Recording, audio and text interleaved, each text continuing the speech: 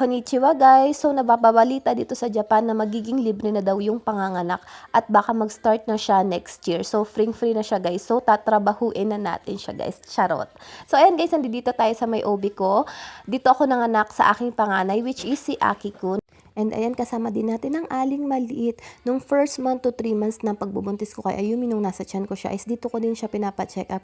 Pero nung palaki na siya and manganganak na ako, nailipat na kami sa mas malaking hospital. Ganun na kasi yung rules dito sa lugar namin na kapag manganganak is lahat na is manganganak sa malaking hospital para madali yung mga process if ever magkaroon ng complications. So ayan guys, bago tayo pumasok dun sa sensei, kuha muna tayo ng ating blood pressure. Kaya naman siyang gawin guys kasi madali lang yung machine at the same time is yung ating timbang. So ayan na yung aking sensei guys. Ang sarap dito manganak sa Japan guys kasi alagang-alaga ka sa pagbubuntis mo pa lang. And sa panganganak mo guys, nung una kong panganganak is nalungkot ako kasi nga kinukuha yung baby tapos sila yung nagbabantay.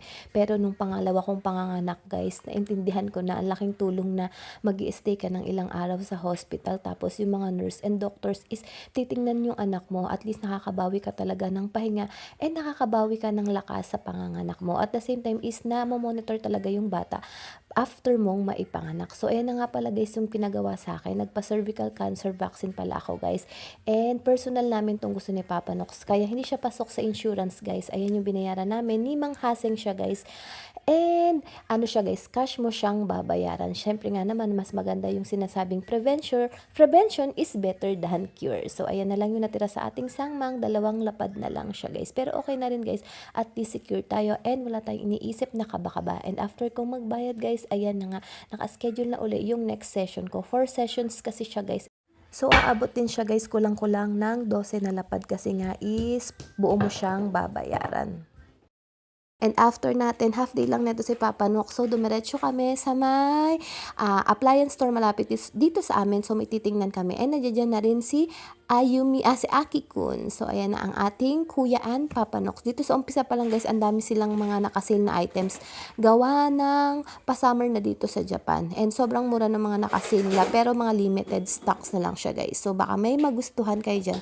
Malaking appliance store to guys, tong Yamada Denki. At ayan na nga, naniningin ako no washing machine. Nagbabala kaming bumili ng washing machine sana na meron ng dryer. So ayan yung mga napipili sana namin at sine-check namin. Iniisip kasi namin kung yung naunang washing machine ba namin na drum type siya na binubuksan siya sa harapan or yung washing machine na ang bukasan is ito nga katulad nitong nasa taas. Kapag nasa taas kasi yung bukasan, ano siya, space saving siya unlike yung pagbubuksan mo siya sa harapan. So ayan, may mga explanation ako dyan kay Papa Nox na tinitingnan din ni Aki-kun. Akala mo naman siya na rin is maglalaba.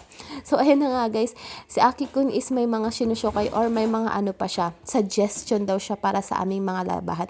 Pag tag-ulan kasi dito guys, ang hirap magpatuyo ng mga nilabhan lalo't may mga bata. May araw-araw na pumapasok sa school, so maraming labahan araw-araw. At the same time, pag nagwi-winter guys, ang hirap magpatuyo ng labahan, ang hirap naman lumabas-labas para lang magpa-dryer or magpatuyo ng ating mga labahan.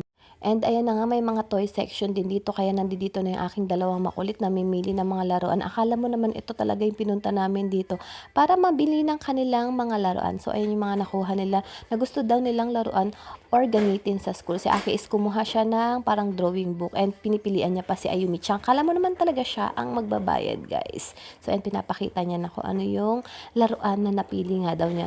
Actually sa kanya pala parehas yung napili niyang laruan.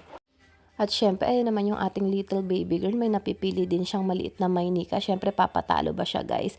Kahit hindi pa siya masyadong nakakaintindi sa palaro-laro guys. Syempre, hindi siya magpapatalo sa gastusan. So, ayan no. Diba, tinuturo niya pa sa kuya niya para kunin daw at para bayaran na dun sa my counter. So, pag may bata ka guys, kahit onti lang yung bibilihin mo or iba yung bibilihin mo, pag sila ang nagbitbit, napaka-imposible or napakahirap na hindi mo bilhin. Gawa ng sobrang cute na nga at baka iyakan pa nga naman. So, ayan na nga, pinapakita niya na sa tatay. Tingnan natin kung bibilihin ba ng tatay, kung magagamit niya ba yung kanyang kakyutan na power.